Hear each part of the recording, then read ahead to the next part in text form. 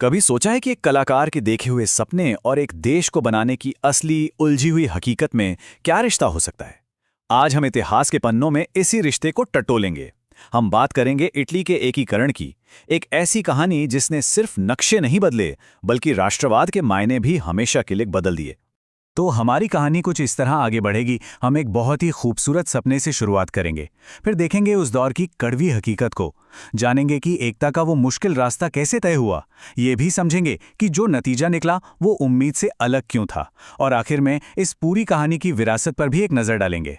तो चलिए कहानी शुरू करते हैं। साल था 1848 और ये कोई मामूली साल नहीं था। पूरे यूरोप में ना क्रांति की आग लगी हुई थी और इसी माहौल में फ्रांस के एक कलाकार फ्रेडरिक सोरियू ने उस दौर की आत्मा को, उस जज्बे को अपने कैनवस पर उतार दिया।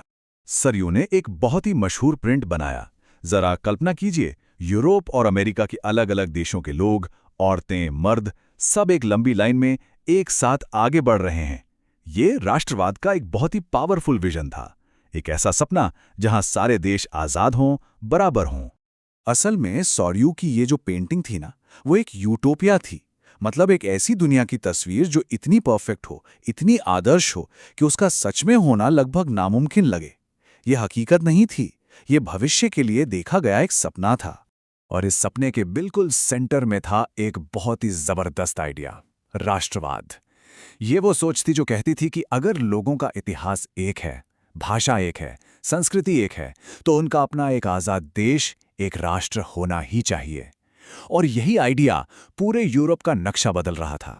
लेकिन जैसा कि अक्सर होता है, सपनों और हकीकत में बहुत फर्क होता है। तो चलिए सपने से जरा हकीकत की जमीन पर उतरते हैं। 1848 में एक इतालवी राष्ट्र की बात करना बस एक आइडिया था और कुछ नहीं।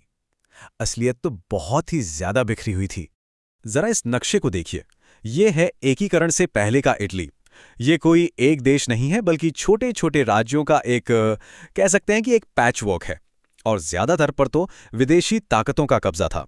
उस जमाने में बड़े बड़े लोग मजाक में कहते थे कि इटली कोई देश नहीं है, बस एक भौगोलिक अभिव्यक्ति है। मतलब हालत ये थी कि उत्तर में ऑस्ट्रिया का दबदबा था और यही एकीकरण की राह का सबसे बड़ा कांटा था। बीच में पोप का शासन था और दक्षिण पर स्पेन का राजघराना राज कर रहा था। पूरे इटली में सिर्फ एक छोटा सा राज्य था, सार्डिनिया पिएडमोंट, जहां एक इतालवी राजघराना शासन करता था। तो अब इस बिखरी हुई हकीकत को एक सपने में बदलने का जो लंबा और मुश्किल संघर्ष शुरू हुआ, उसे इटली में कहा जाता है इल रिसोर्जिमेंटो, यानी पुनरुत्थान। तो चलिए देखते हैं कि इस नामुमकिन से लगने वाले काम को अंजाम किसने और कैसे दिया। इस कहानी के आप कह सकते हैं 4 मुख्य हीरो थे। पहले मैत्सिनी, जो इस पूरे आंदोलन की आत्मा थे। दूसरे कैवूर, जो इसके दिमाग थे। तीसरे गैरिबोल्डी, जो इसकी तलवार थे।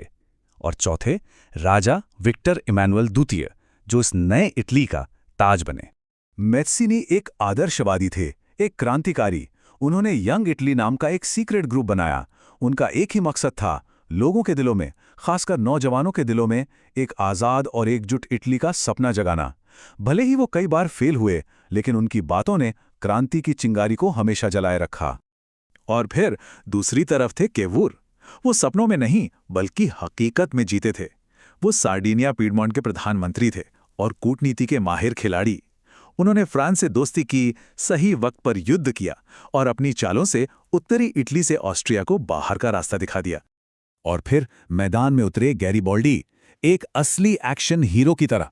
उन्होंने आम लोगों की एक सेना बनाई जिसे रेड शर्ट्स कहा जाता था, और एक जबरदस्त मिलिट्री कैंपेन चलाकर दक्षिणी इटली को आजाद करा लिया।